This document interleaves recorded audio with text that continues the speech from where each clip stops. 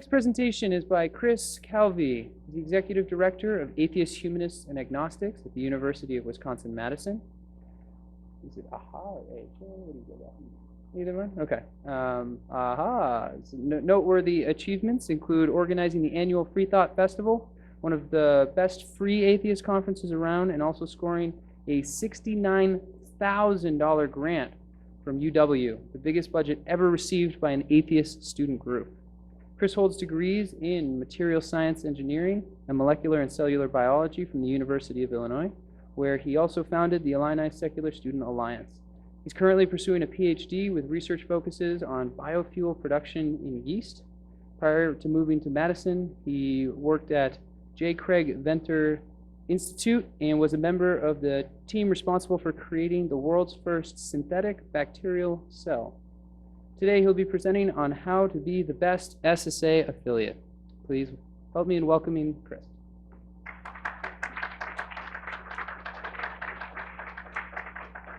Hey everybody, thanks for coming to my session. I have to say I think you made the right choice. I am one of the few student leaders, I think, who has the unique privilege of being able to start not one but two secular student affiliates. I started one at the University of Illinois, the Illini Secular Student Alliance, and I'm currently running one in Madison, Atheists, Humanists, and Agnostics, both of which have won multiple SSA Best Awards. So I have some experience. I've been doing this for over 6 years now, so I'd like to share with you some of the insights that I've gained from doing this for a long time. But first, I always like to take advantage of a captive audience and tell you about this conference that I organized called the Freethought Festival. The speakers you see on the left and right are speakers who have come to either the first Freethought Fest, the second one, or both. The third Freethought Festival will be coming up later this coming March. Just go take a look at freethoughtfestival.org and you'll see more details there. But now on to the topic at hand: how can your group be the best affiliate in the country? In my experience, I think the two most important things that you can do really just boil down to being more organized and getting more money. I think those are the two key things that all SSA affiliates need to be doing. And if you can do those two things, the third step is, of course, profit. The first topic I want to talk about is organizing your officers. We've all probably been there, had the experience of being a passionate founder or president of a student organization. If you don't have people helping you, you're going to get burned out. You won't be able to do all the things that you need to do.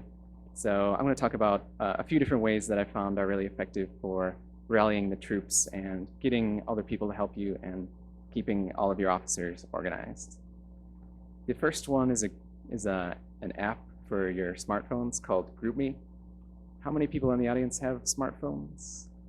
Okay, yeah, so in the past, this might have been a tougher sell, but these days, just about everybody has a smartphone. Have any of you used this app before? Okay, handful of you. So GroupMe basically is a group text messaging app. So it works basically the same way as sending a mass text to lots of people in your contact list. But with GroupMe, it's more organized, so you can set up a GroupMe account just purely for your the officers of your group, so the people who run it. And this is a really useful way to be in constant contact with all of your officers whenever you need to get something done. So this is especially useful for solving problems that might arise. So let's say you're bringing a speaker to campus. I'm sure you can imagine things that could go wrong. No batteries in the microphone, or the right room is not unlocked, or you forgot who's going to get them from the airport. These are all problems that need to be taken care of really quickly. So you don't want to waste time emailing all the officers in your group or trying to call them, anything like that. Just send out a GroupMe text and you can solve problems really quickly by getting in touch with all of your officers all at once and figuring out what needs to be done. The second half of the organization aspect that I'm going to talk about really all revolves around Google Apps. I happen to believe that Google Apps are pretty much God's greatest gift to atheist organizers. I think they're incredibly useful. So it's actually become a sort of a running joke in our group that people think I might secretly be a shill for Google or an inside man but I can assure you I don't get any kind of kickbacks for mentioning this kind of stuff. First of all, I suggest that you all start using Google Groups to organize your officers. Just out of curiosity, does anybody currently use Google Groups? Okay, no, a handful again. So what this is an email list that you will use just purely for contacting your officers. And again, similar to GroupMe, instead of sending out an email to everyone in your officer list individually, I will send out an email to the AHA officers, and it'll go out to all of them all at once.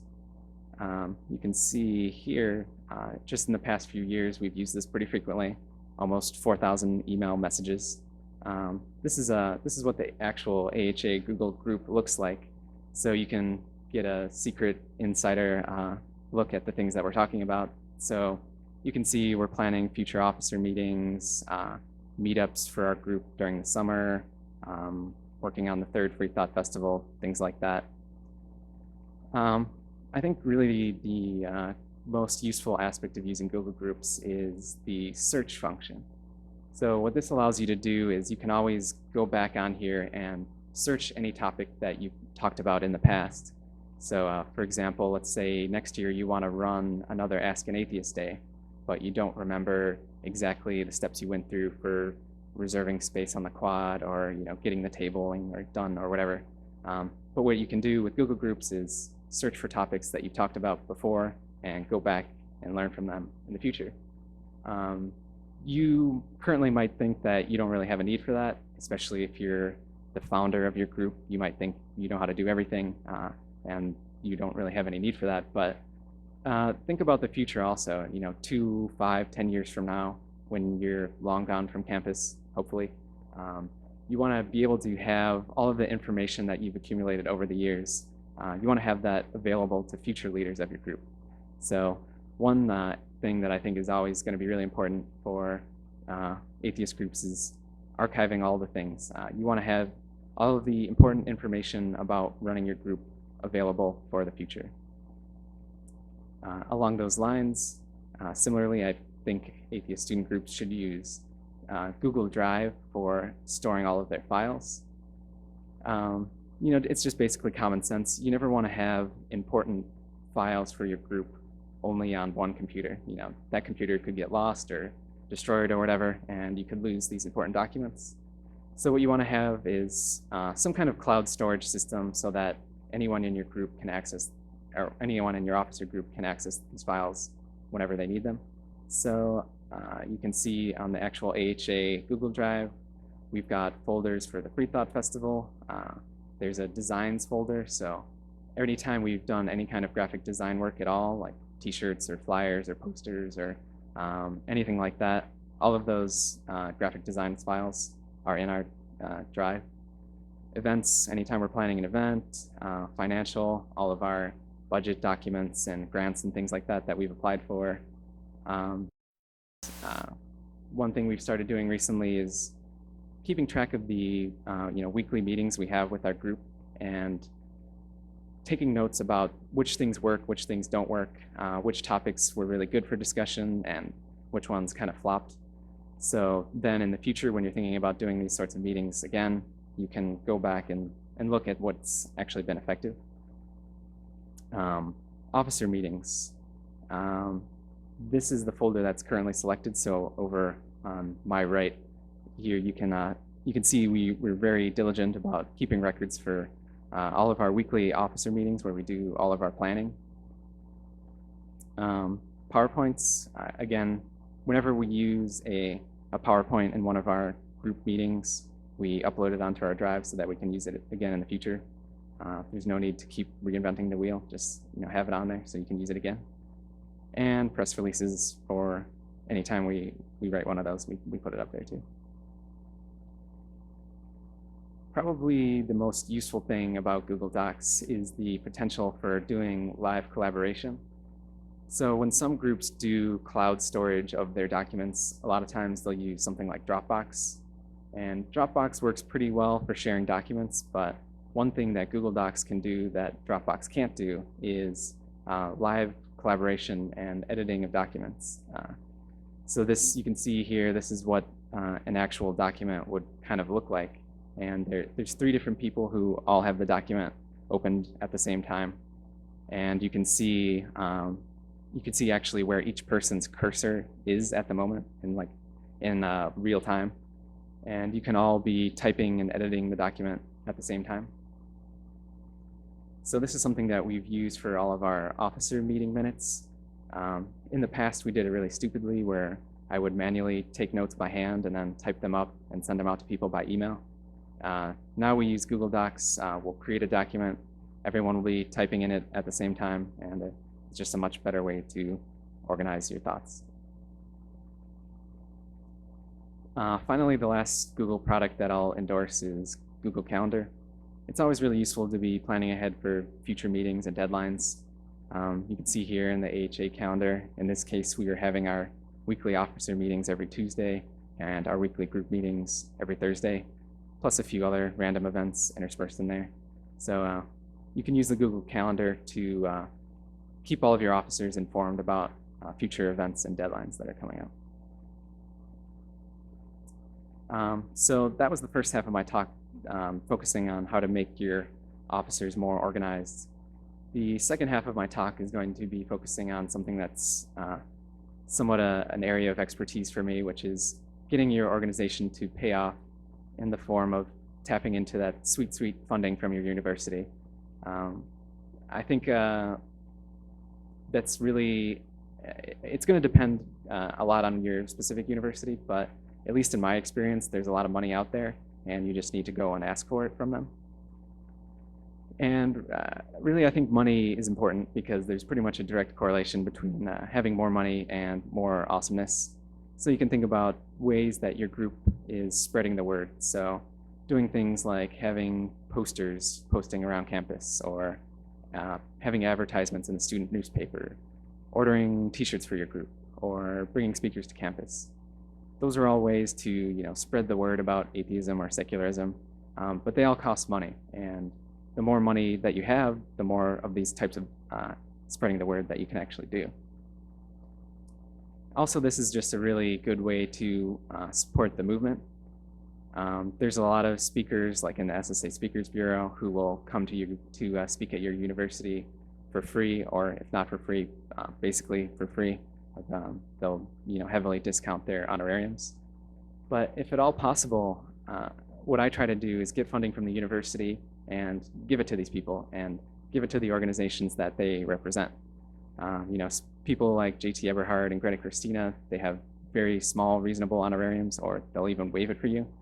But if you think what they're doing is awesome and you want to empower them to keep doing it and to do more of their activism, you should take money from the university and give it to them so that they can keep doing it. So now I want to tell you a story about a recent funding success that AHA has had on our campus.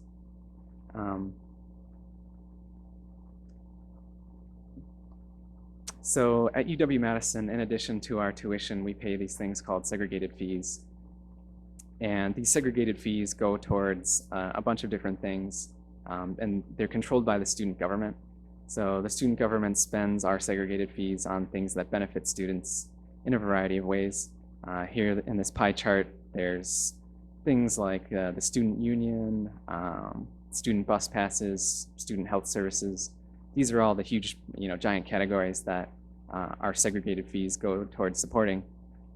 But then there's also some funding that's available to registered student organizations in the form of these various grants that you would apply for, like operations grants, travel grants, and event grants. So AHA has a pretty good history of applying for these types of grants.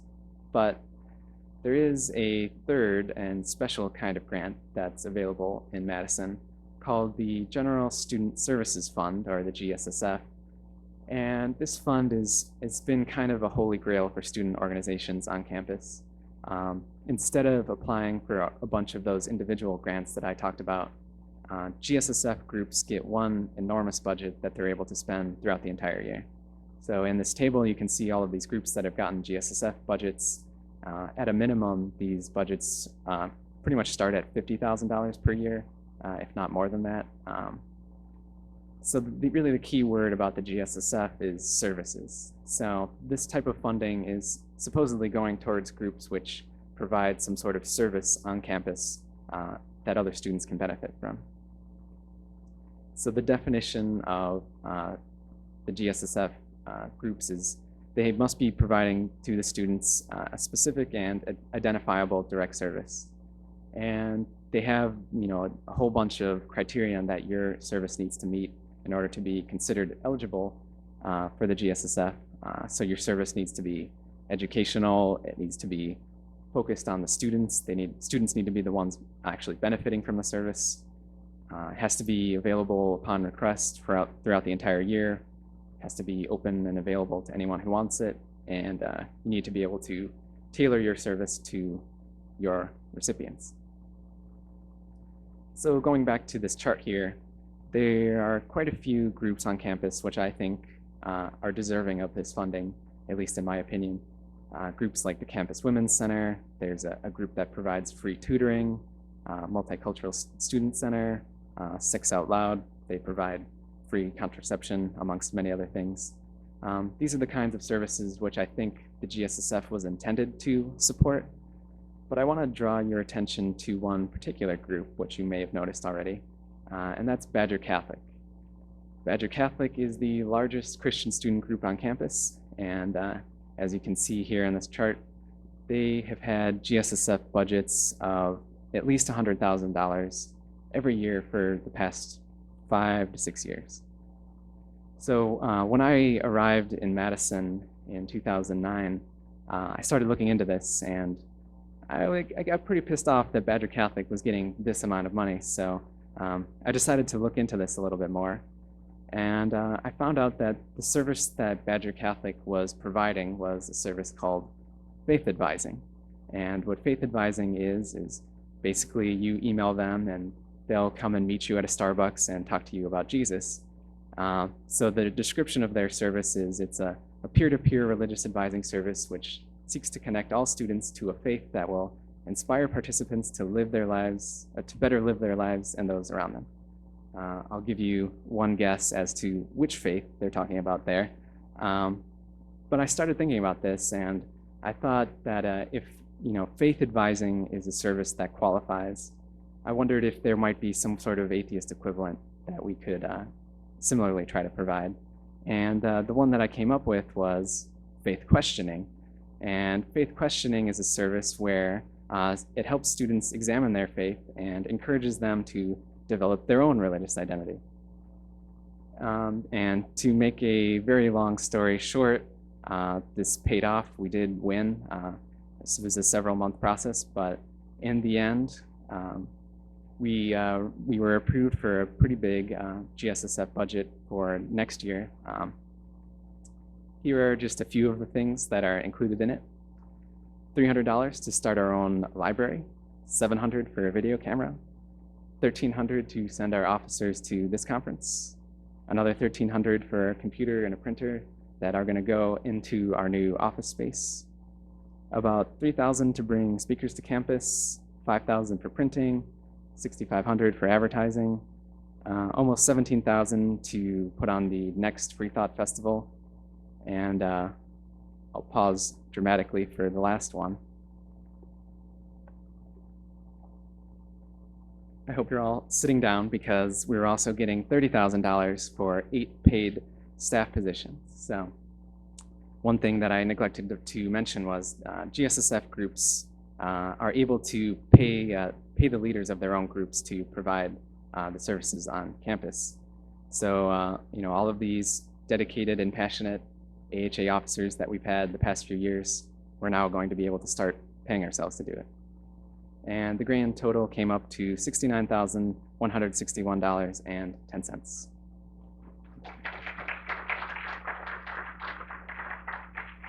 Thank you.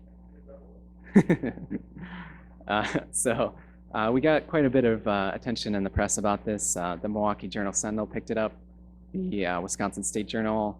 I was interviewed on Wisconsin Public Radio about it. It was reported in the Religious News Service, and then that article was reposted on the Huffington Post and the Washington Post. and best of all, the Christian posts, because you know you're doing something right when you're pissing off Christians. So, the reason I wanted to tell you that story was, partially just to brag about it, but also I think there's several lessons that you can take home from this and apply to your own campus. So, first of all, you need to be prepared in order to start trying to do this sort of thing. Just as a groundwork, you're going to need to have a bank account if you don't already. You'll need to have a treasurer and budgets that you keep track of. So all of that documentation stuff that I talked about earlier is going to help prepare you to manage budgets like these. Secondly, you really need to do your homework. Like I mentioned, really the problem is that every university is unique with the funding that they're going to have available to student groups. So unfortunately, the SSA really isn't going to be able to hold your hand and tell you how to get funding on your own campus. This is something that you're just going to need to figure out yourself. So in my case, what I did was, the first thing I did was go towards the GSSF or whatever student website that you have and find out what types of funding are available to you. Typically, you're going to have a ton of different documents that you can read, and it's going to be really painful to slug through them all, but I suggest that you just download them all and print them out, and you want to become an expert on the types of funding that your university can provide to student groups. Like I'm saying here, look up the paperwork that you're going to need to turn in. Make sure you're aware of any kind of deadlines that you're going to have to meet. And also be aware, at least in my experience, you're going to have to go through some type of hearing where it'll be like the Student Activities Board is going to interview you, and you'll have to be able to defend the budgets that you're requesting. So also, try to learn about that process. My second suggestion is that you really should shamelessly steal from other student groups on your campus, particularly the ones that are bigger, better, more organized, and better funded than you are, because those groups are the ones who have done all the groundwork and have already figured out what all the tricks are. So you should just try to emulate what they're doing if they're already successful about getting funding, particularly religious groups. One thing that I did in my case is I requested all of the documents that Badger Catholic had ever submitted to the GSSF over the past 6 years. And I just went through it and I read everything that they had ever requested.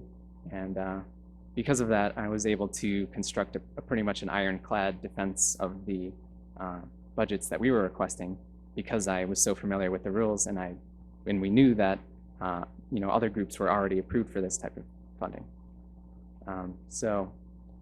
Usually your student activities office will be pretty sympathetic, and they'll just probably give the documents to you if you ask.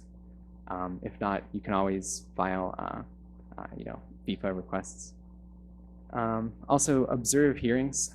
So like I mentioned, you might have to do some kind of a defense in front of your peers who are dispensing the funding. So you should absolutely be going to the hearings of other groups and seeing the types of questions that are going to be asked, and see the mistakes that other groups are making at those hearings, and learn from them. Also, ask for help. So the students or the staff members who go through and read all of this paperwork, they have a vested interest in helping you make it correct, because they're the ones that have to deal with it. So they're going to be very helpful in terms of answering any questions or clearing up any doubts or questions that you might have about the funding and application process.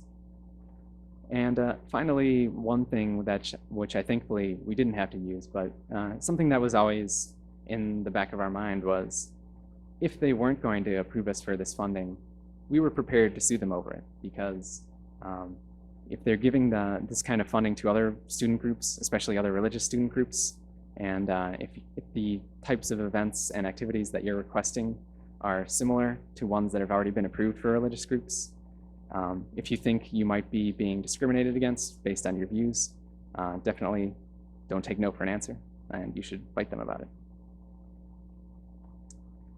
So finally, I wanted to show you some data that I had access to. This is data that comes from the SSA affiliation renewal reports that you guys turn in every year. And this is the report that came out from last year. So let me explain what we're going to see in this graph in a second here. So on the bottom, I've divided groups up into about 10 or so different bins. And the bins are just describing the amount of funding that each of these groups reported that they had last year. So there's going to be a bin for groups that had budgets of $0. The second one is budgets between 0 and 100. And then the next one between 100 and 200, and so on, all the way down the line. And then the y-axis is just how many groups fall into that particular category. So this is what the actual data looks like. You can see it's somewhat of a bell curve, as you might expect.